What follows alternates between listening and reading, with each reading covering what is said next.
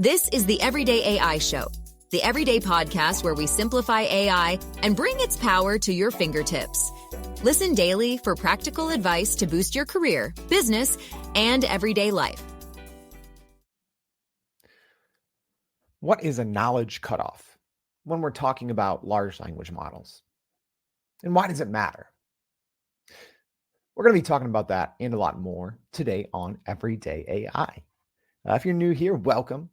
My name's Jordan Wilson, and let's talk real quick about knowledge cutoff and why it should matter to you. Well, if you use any large language model like ChatGPT or Google Bard or Microsoft Bing Chat or Copilot Chat, whatever it's called now, if you use these large language models, you need to understand what a knowledge cutoff is and how it impacts the work that you're doing inside of said large language model. So more on that in a minute, but welcome if you're new. Everyday AI is for you. Everyday AI is a daily live stream, podcast, and free daily newsletter helping everyday people like you and me not just learn what's going on in the world of generative AI, but how we can all actually leverage it as well. Okay, so that's what we're going to be doing today. We're going to be learning not just about large language model, but how you can actually leverage knowing what the cutoff date is and finding it, and having that to equip you to create better output inside large language models. All right, I'm excited for today's show. It's just me. Sorry if you tuned in to hear some other guests share their insights. You just got me today.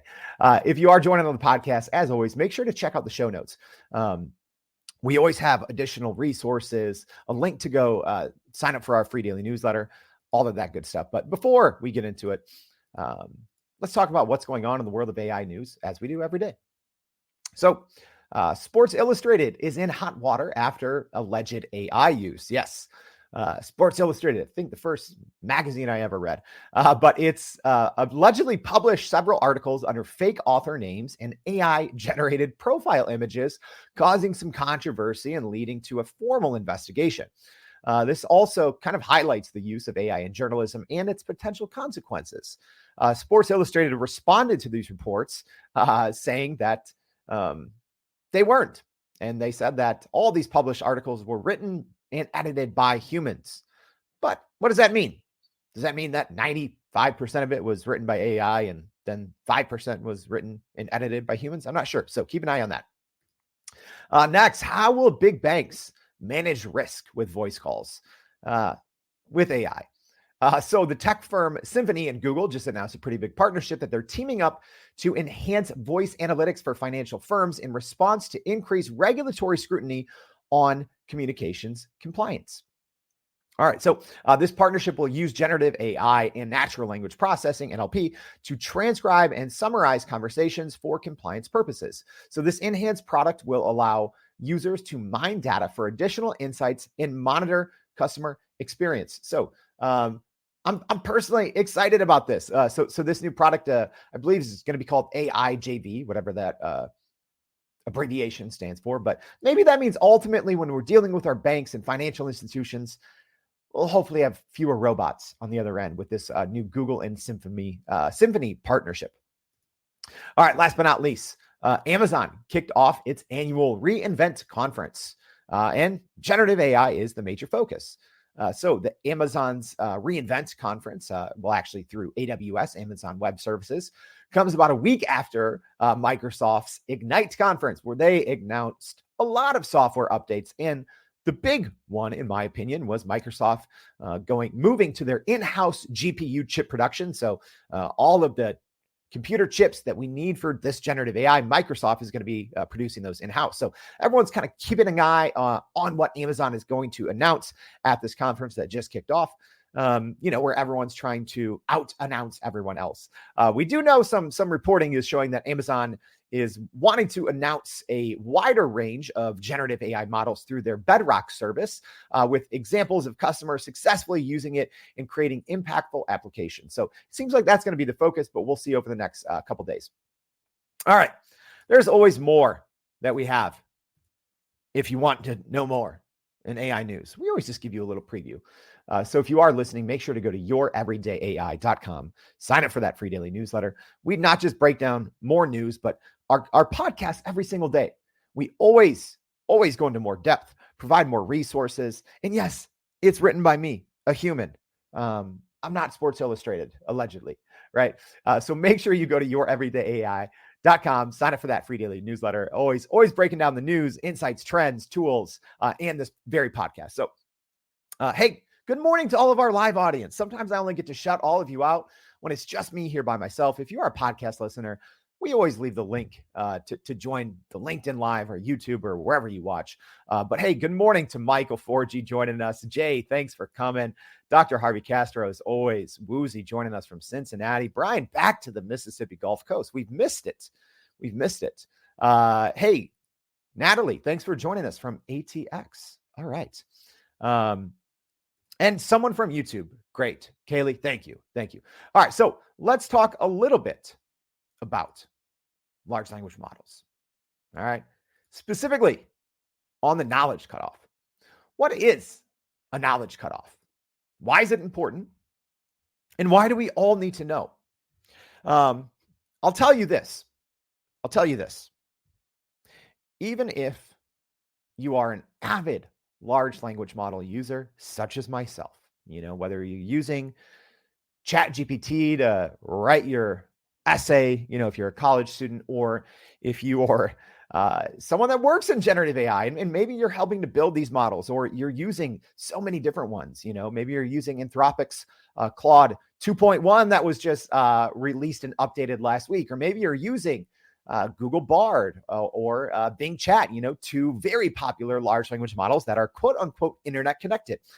No matter what your usage is, I think this is going to be an important episode to listen to, because we're going to walk through step by step and talk about what a knowledge cutoff actually is, what it means, why we have a knowledge cutoff, and also some ways to kind of get around it. All right. So let's start at the top. What is a knowledge cutoff? Well, it is exactly that, right? I'm probably going to be referencing ChatGPT a lot because that is one of the most popular large language models, but every single large language model has its own knowledge cutoff. So in order to best understand what a knowledge cutoff is, we also have to just dip our toe. We're not going to get too technical in this episode because I want it to be for everyone. So we're not going to go into too much depth on how large language models are trained, but it's important to understand how they are trained, because then you can understand, oh, this is what a knowledge cutoff actually is and how it's impacting the output whenever I go into ChatGPT or something else to try to get something. All right, so it starts kind of like this, and this is very generalized. All right, we could talk for hours about how large language models are trained, but we're going to do the 2-minute version. All right, so essentially, large language models collect data first, okay? And that is generally done through web scraping. As an example, OpenAI, the ChatGPT parent company, has what's called GPT bot, and that scrapes every single website, literally, in the open internet and more, and collects data. So data is scraped, right? Generally, this is done through the open internet. I'm sure PDFs, just about anything, YouTube videos. Large language models are trained on essentially every single piece of information out there. So think of it like that. All right. Again, very overgeneralized. All right. And then kind of step 2 is you feed that data into the large language model. Okay. And there are humans, just so people know, there's humans involved at every step, right? People think, oh, artificial intelligence, it's zero humans. No, humans are directing, in the first step. Hey, bot, go collect data here. Don't collect data there, right? So you collect the data, then you feed the data into the model. And then you go through a step of learning, right? So you have your deep learning, your machine learning, right? But there's a lot of learning that goes on. This is where what separates different models, in the learning and the training, right? And then kind of the second step of that, after you have your kind of more machine learning, you also have reinforcement learning from human feedback, commonly called RLFH. Okay. So it's kind of in this case, a very, very overgeneralized 4-step process. Collect the data. You feed the data into the model. Number 2, there's learning patterns through machines. Number 3, there's learning models through humans. Number 4. All right. So we kind of have a 4-step process, and that constitutes a model, right? So when we say GPT-4, that is a model. Or if we say GPT-4 Turbo, that is a model. Anthropic's Claude 2.1, that is a model. So every time there's a major update, that major update also has a cutoff date, a knowledge cutoff date. Okay? So let's think of it this way, right? Let's all go back to school since this is a basic elementary episode.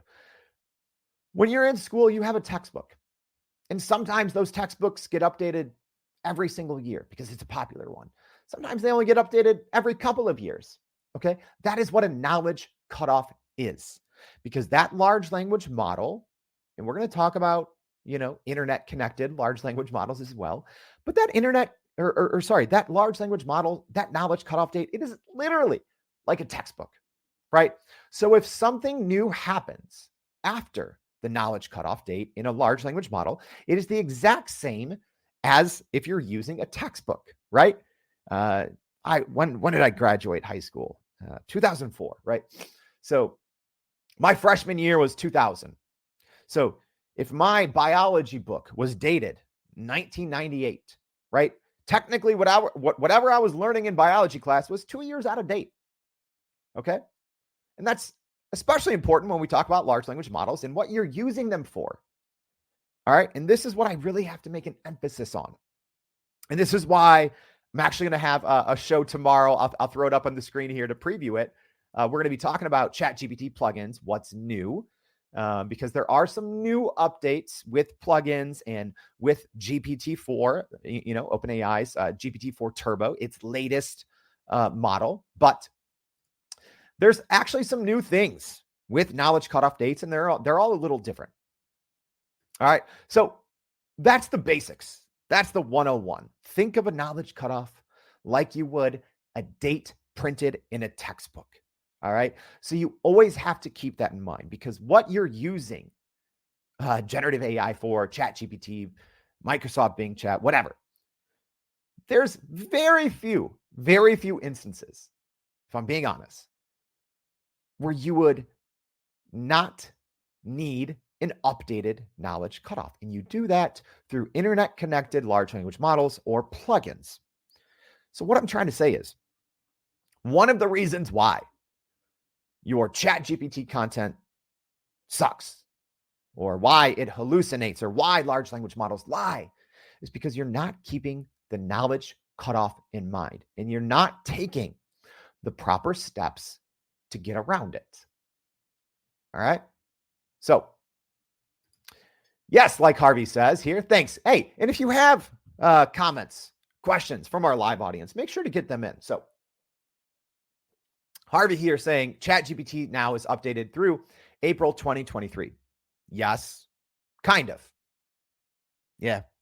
Even those of you who are using large language models every day, we're going to learn something new today. So yes, the knowledge cutoff, you probably heard of it for years because it was so outdated with ChatGPT.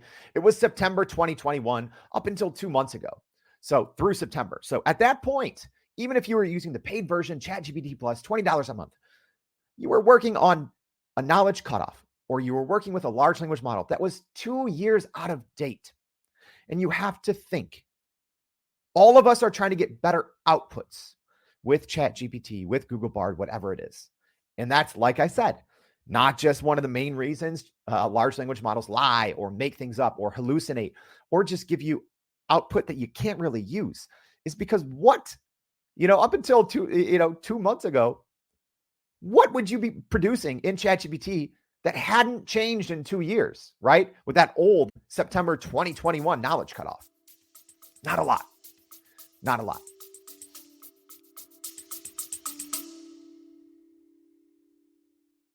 Are you still running in circles trying to figure out how to actually grow your business with AI? Maybe your company has been tinkering with large language models for a year or more, but can't really get traction to find ROI on Gen AI.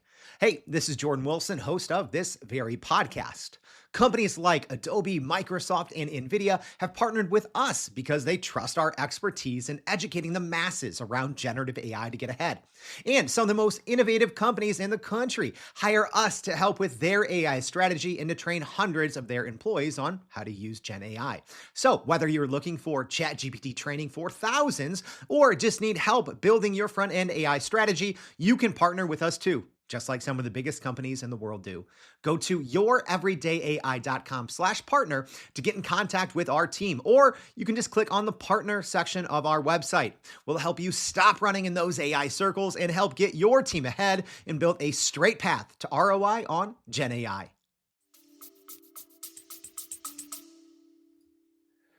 All right. Let's take a look. Tanya, thank you for your question. I'll get to this after in the comments, but let's take a look now. Let's learn live, shall we? All right. So now, don't worry. Don't worry if you can't see my screen. So if you're listening on the podcast, I'm gonna try to describe what we got going on here. All right. So, all right. So I am going to ask ChatGPT, what is your knowledge cutoff date? That's something that people don't do enough, and they should. And also, I'm going to call this out because yes, as Dr. Harvey Castro said, the cutoff date for GPT-4 has been updated, but kind of. Let's find out. Okay. So I am in GPT-4, the default mode, which the default mode, I told everyone for years, or not years, but since it had been released, I said, don't use it because it stinks. The default mode is actually good now because previously the default mode, and this actually really matters when we're talking about knowledge cutoff, because previously, if you were using ChatGPT, the DALL-E mode, the AI image generator was a separate mode, right? Browse with Bing was a separate mode. Advanced data analysis was a separate mode. So in the default mode, you couldn't access any of that. But now with the new updates, all of that is in one, right? So technically GPT-4 has access to more up-to-date information by using Browse with Bing. However, that does not change its knowledge cutoff. All right, let's put this in. So I am in the default mode in ChatGPT, and I said, what is your knowledge cutoff date? And ChatGPT says, my knowledge is up to date as of April 2023. All right, cool. So that means that's everywhere, right? Nope. Well, we'll see. I mean, I tested this last week, so we'll see. So now what I'm doing, if you are joining us live, I am going now into the free version of ChatGPT. And I'm asking the exact same question. All right. So GPT 3.5, what is your knowledge cutoff date? So that's why it's important we differentiate, because in the free version, January 2022. All right. So yes, it did get updated from that September 2021, but only by a few months. So now you know, if you're on the free plan of ChatGPT, you're working with a knowledge cutoff of January 2022, which at this point, let's do the math, y'all. That's almost 2 years old. January 2024 is around the corner. All right. And if you are working with GPT-4 in default mode, yeah, there's going to be a difference. You're looking at April 2023, so much more recent. Here's something that most people don't know, and we'll see if this changed. All right. So let's go into plugins mode inside ChatGPT. All right. So again, if you're using the pro version of ChatGPT, there's 3 different modes. You have the free version, which is GPT 3.5. You have the default version, which is GPT-4. CEO Sam Altman said that it's GPT-4 Turbo, right? So let's look at plugins. Plugins mode. We'll see if this is updated since I checked last. So now I'm in plugins, and I'm saying, what is your knowledge cutoff date? Look at this, y'all. Look at this. Well, you can't look if you're on the podcast.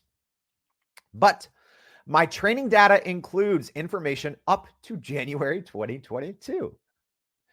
Very interesting, right? Yeah. So we're going to be talking about this because ChatGPT, the plugins mode. Again, if you're listening out there, try it yourself. Let me know. Go into plugins mode. Ask, what is your knowledge cutoff date? I've been investigating this, y'all.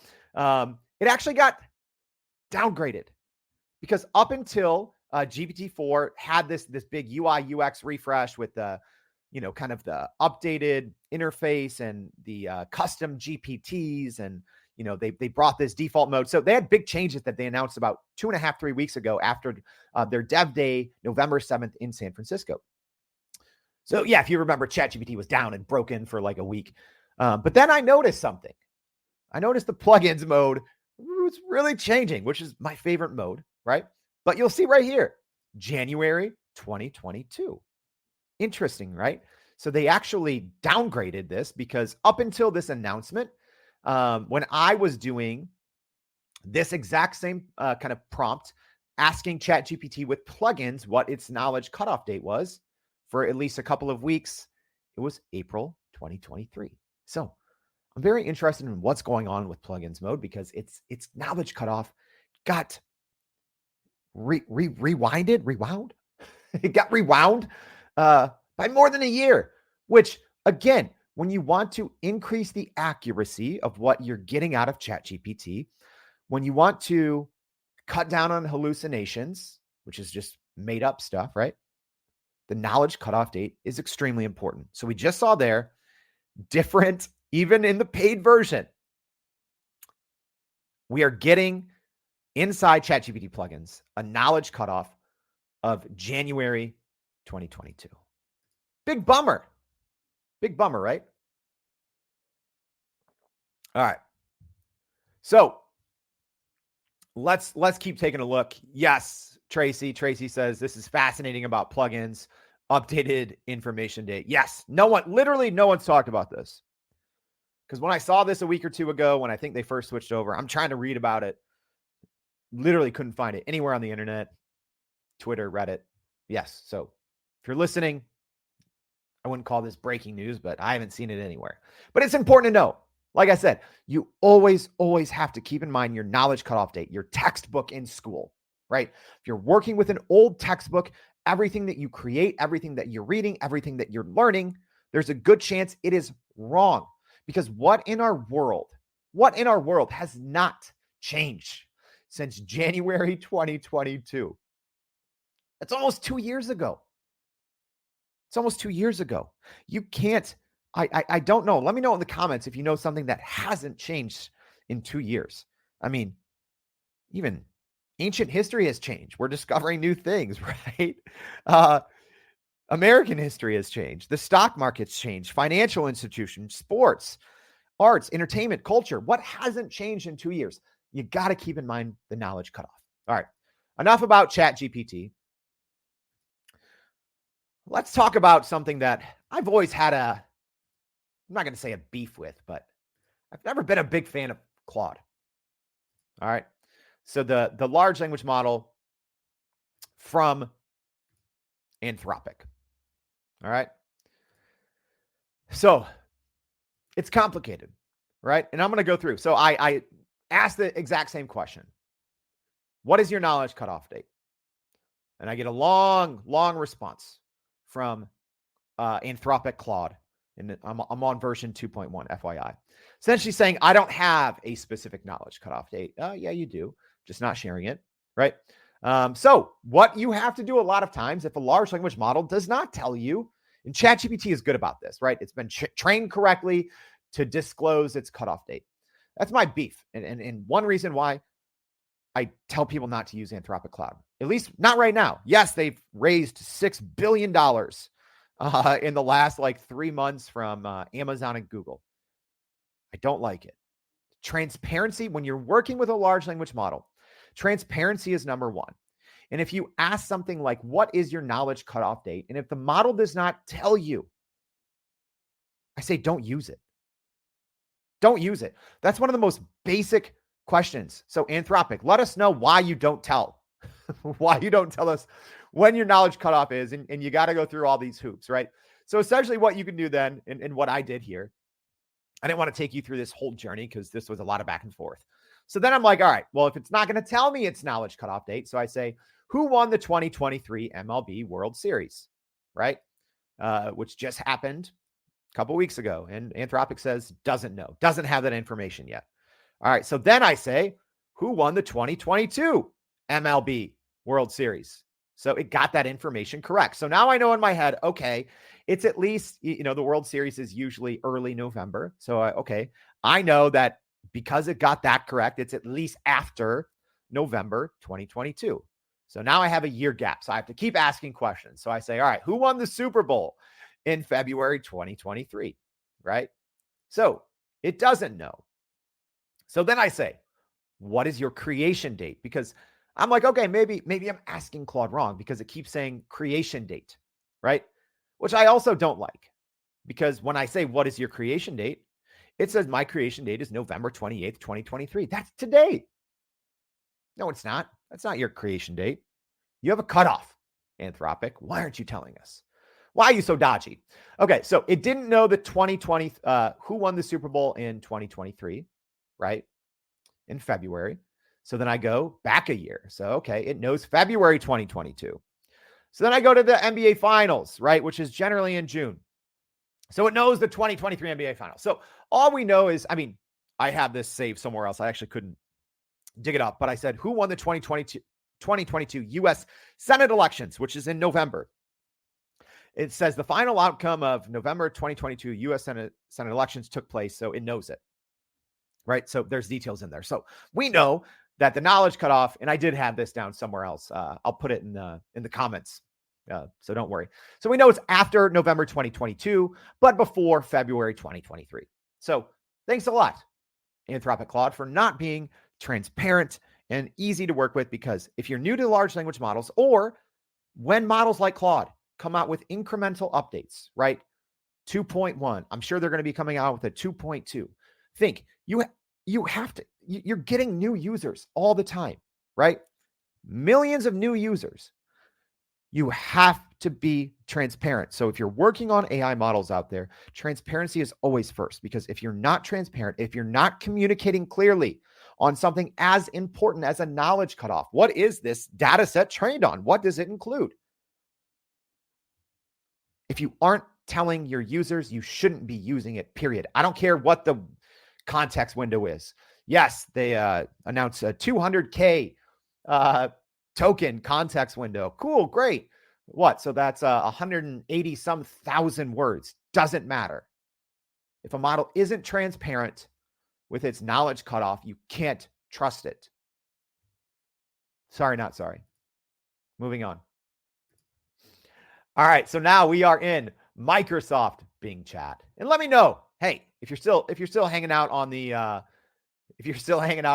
the live stream, let me know what questions that you have.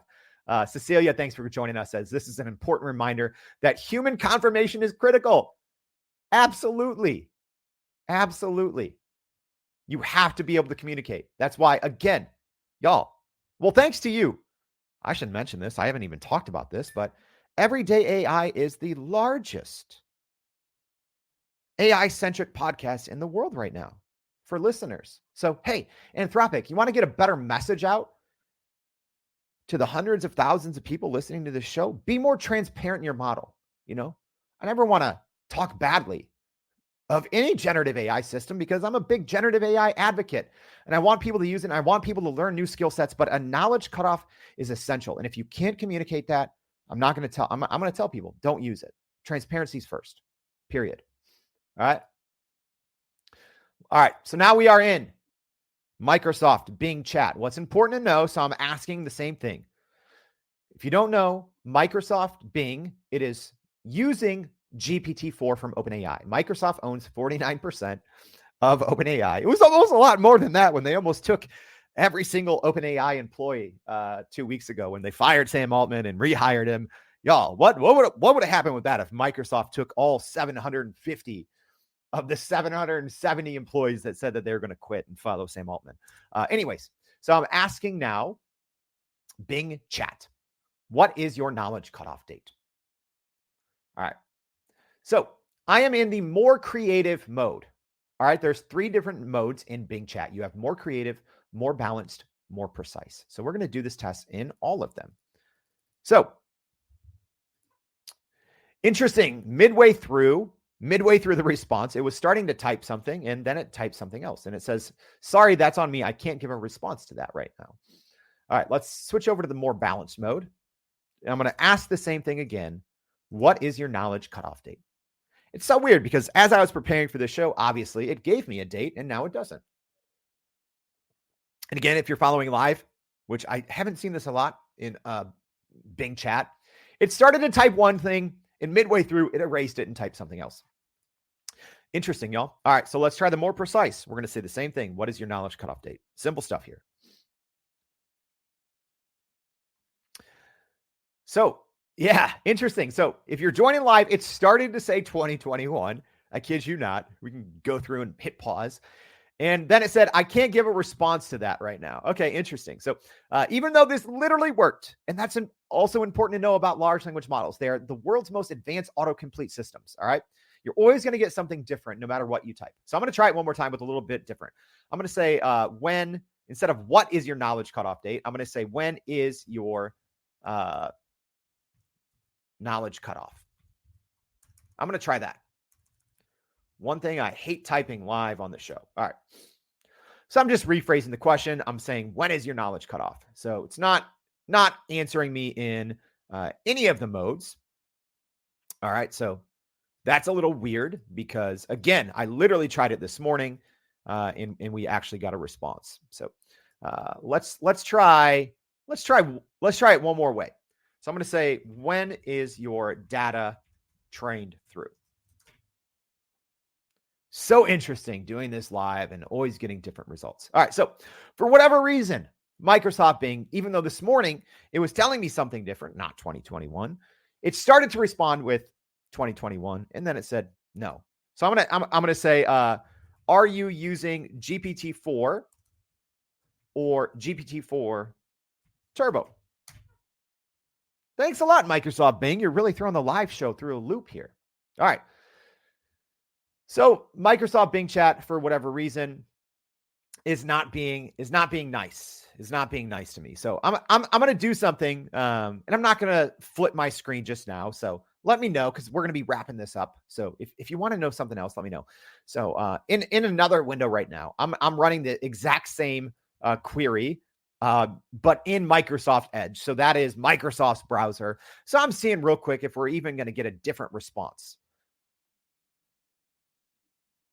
So interesting, same thing in Microsoft Edge. So nothing to report. It started to say 2021 and stopped.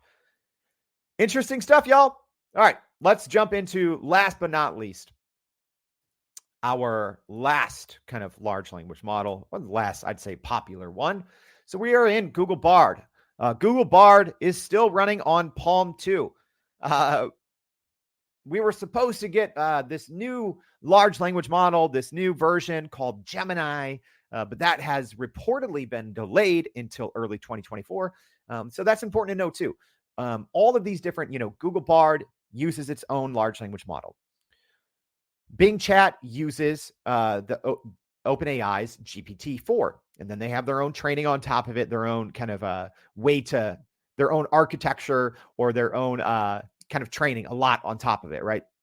And then Anthropic uses their own large language model. So that's Claude 2.1. So the different chats we're showing you, Bing Chat and ChatGPT are technically using the same large language model, even though they're not disclosing which one it is.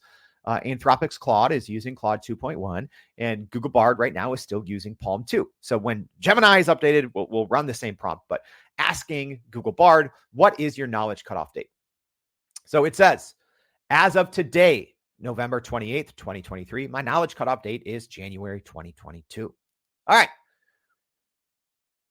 At least it's transparent, right? Google Bard, honestly, is probably my least favorite large language model to use, even after all these new updates where, you can, connect with your Google Drive and your email. It doesn't really work that well. Although I will say this, and we'll do a dedicated show on this. Now, finally, and I dragged Google Bard through the mud a couple months ago when they said, hey, Google Bard can talk to YouTube now. And 2 or 3 months ago, it definitely couldn't. All it could do was read titles. But now and I'll have a show on this. Maybe we'll do it later this week. Let me know if you want. But now Google Bard can actually break down Google YouTube videos. Yes. So maybe we'll do a show on that soon. But in terms of knowledge cutoff date, January 2022 for Bard. All right. For Bing Chat, we have a huge question mark. A huge question mark. It was responding earlier. It's no longer responding. What the heck? Can't provide it. And even in the response, it started to say January 2021. Midway through, it updates it. So I do think that's being a little buggy, because when I tested this morning and when I tested it last week, it was actually giving me a date. It's not now. But again, this is always different. Moving on to Claude. Claude is never, as far as my testing has gone back, it's never released. It's or been transparent about its knowledge cutoff. All right. So Claude, I have the date written down, but we know it's sometime between November 2022 and February 2023. All right. And then last but not least, ChatGPT. All right. So it's different now. Yes, it's different.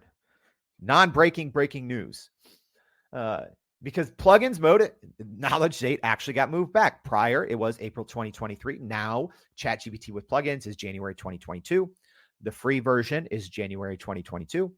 And then the GPT-4, which allegedly is turbo, but accessing it through the default mode is April 2023. So technically, OpenAI and ChatGPT has two different knowledge cutoff dates. Previously, it was 3, which was confusing, but now it's 2.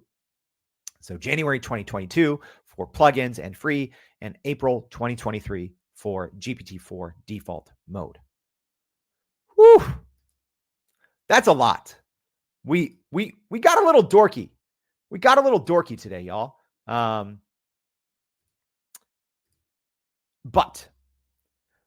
let me say this, and thank you for all. Natalie saying, I work in the field and A+ info learnings here. Thank you, Natalie. I'm glad, right? That's another thing. You know, I get people all the time saying, oh, I work in generative AI. Why would I listen to this show? Why would I take your free prompting course?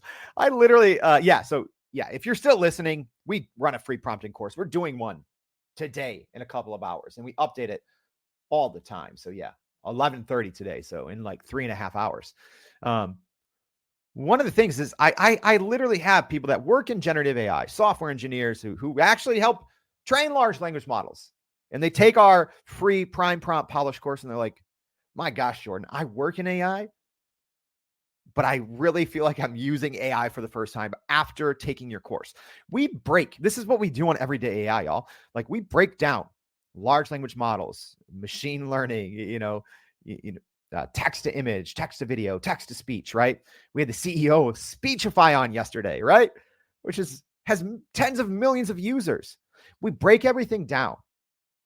We cut through the company marketing, right? Companies tell you, oh, this large language model is connected to the internet. Well, yeah, it kind of is. But if it's working with an old knowledge cutoff, what does it matter, right? If it hallucinates, which we'll talk about this tomorrow. So tune in tomorrow as well. But when other large language models, like Bard and Bing Chat, when they hallucinate, when you give them URLs, you have to know how all of these large language models work. And I'm a big advocate for taking it back to the basics, because even for those of us that use large language models and generative AI all the time, sometimes we skip over those foundational things, right? Like even the knowledge cutoff. I just told y'all, the plugins mode got rolled back by more than a year, right? So even people that are using ChatGPT with plugins every single day, I use ChatGPT with plugins every single day. You can never take for granted the basics. Are you in the right mode? When is the large language model cutoff? Do you have the correct data going into your input so you can increase your output? You always have to start with the basics. All right. So tomorrow, let's talk. Join us. I already gave you one of the couple of things that we're going to talk about, but tomorrow we're going to be talking about ChatGPT plugins. What's new? Yeah, there's new stuff. I love plugins. I've used hundreds. I've tested them. I have spreadsheets of me testing them. Some of my favorites got deleted. There's some new favorites that are in there. We're going to go over what's new and how they work now. Yes, they work differently now after this new update. All right. So I hope you all enjoyed this. Learning about large language models and their cutoff, why it's important. Like I said, it's a textbook, right? Working with large language models is a textbook. You have to know when the textbook was published. If you're using it every day, whether you're using it to write a resume, whether you're using it to write a paper for school, whether you're using it for research at work, whether you're using it to generate reports for your next big pitch, whatever it is, you have to know when that textbook was published. You have to know the large language model's knowledge cutoff date. So I hope you know a little bit more. Please, if you haven't already, go to youreverydayai.com, sign up for the free daily newsletter. We're going to be doing some big changes, and we're throwing out some polls both this week and next to ask you. We're going to be coming up with some big changes in December to both the live stream, to the podcast, to the newsletter, and we're building this for you. So make sure you sign up for that newsletter, youreverydayai.com. Participate in those polls. Let us know. We're building this for you, and I hope to see you back tomorrow and every day for more Everyday AI. Thanks, y'all. And that's a wrap for today's edition of Everyday AI. Thanks for joining us. If you enjoyed this episode, please subscribe and leave us a rating. It helps keep us going. For a little more AI magic, visit youreverydayai.com and sign up to our daily newsletter so you don't get left behind. Go break some barriers, and we'll see you next time.